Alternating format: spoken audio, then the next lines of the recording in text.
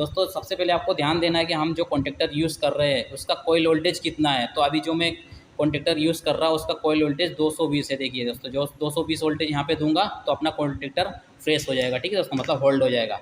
तो मैं एक न्यूट्रल और एक फेस का यूज़ करके इसको होल्ड कराऊंगा। दोस्तों जो हमारे पास ओवरलोड रिले है इसको कॉन्टेक्टर में कनेक्ट कर दूंगा मैं, ठीक है।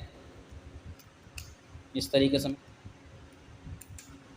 तरीके से मैंने ओवरलोड रिले कनेक्ट कर दिया। दोस्तों अब मैं एक वायर लूँगा, उसको एमसीबी के आउटपुट में कनेक्ट कर दूँगा, ठीक है दोस्तों। मैंने एक फेस वायर लिया, उसको एमसीबी के आउटपुट से कनेक्ट कर दिया। अब जो ए फेस वायर है उसको जो ओवरलोड रिले है उसके एनसी पॉइंट के 95 नंबर में कनेक्ट कर देंगे, ठीक है। यहाँ 95 नंबर है एनसी पॉइंट में, इस तरीके से कनेक्ट कर दिया।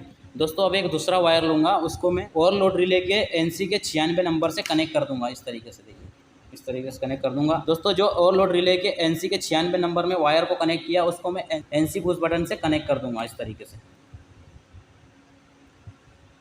अब एनसी पुश बटन के दूसरे वाले पॉइंट में मैं एक वायर कनेक्ट कर दूंगा इस तरीके से देखिए, और इस वायर को मैं एनो पुश बटन के एक पॉइंट से कनेक्ट कर दूंगा, ठीक है।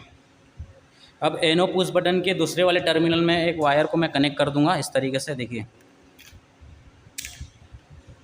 दोस्तों एनो पुश बटन के दूसरे वाले टर्मिनल में जो वायर को मैंने कनेक्ट किया उसको मैं कॉन्टेक्टर के A1 से कनेक्ट कर दूंगा इस तरीके से, ठीक दोस्तों इस तरीके से हमारे कॉन्टेक्टर में फेस वोल्टेज चले गए। अब जरूरत पड़ेगी हमें न्यूट्रल की, ठीक है।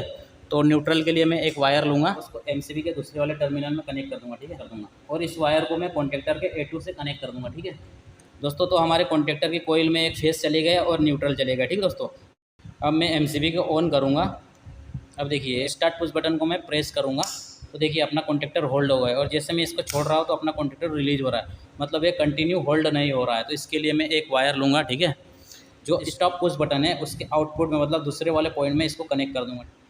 अब इस वायर को मैं जो एनसी पुश बटन के आउटपुट में वायर को मैंने कनेक्ट, इसको कॉन्टेक्टर के एनो से कनेक्ट कर दूँगा, ठीक है दोस्तों। ये कॉन्टेक्टर का एनो पॉइंट है, इससे मैं कनेक्ट कर दूँगा, ठीक है, इस तरीके से। कॉन्टेक्टर के एनो के आउटपुट से, मतलब एनो के दूसरे वाले पॉइंट में मैं वायर कनेक्ट करूँगा इस तरीके से, और इस वायर को मैं कॉन्टेक्टर के A1 से कनेक्ट कर दूँगा, ठीक है दोस्तों। जो एनो में मैंने जो वायर कनेक्ट किया उसको A1 से कनेक्ट कर दूँगा यहाँ पर इस तरीके से, ठीक है दोस्तों। अब एमसीबी को ऑन करूँगा मैं, ठीक है दोस्तों। अब जैसे मैं एनो पुश बटन को प्रेस करूँगा तो कॉन्टेक्टर अपना होल्ड हो जा रहा है और छोड़ने पे रिलीज़ नहीं हो रहा। तो इस तरीके से अपना डीओल स्टार्टर कंप्लीट हो गया, ठीक है। जैसे इसको एनसी पुश बटन को ऑफ करूँगा तो ये ऑफ हो रहा है दोस्तों। इस तरीके से हमारा डीओल स्टार्टर का कनेक्शन हो गया, ठीक है।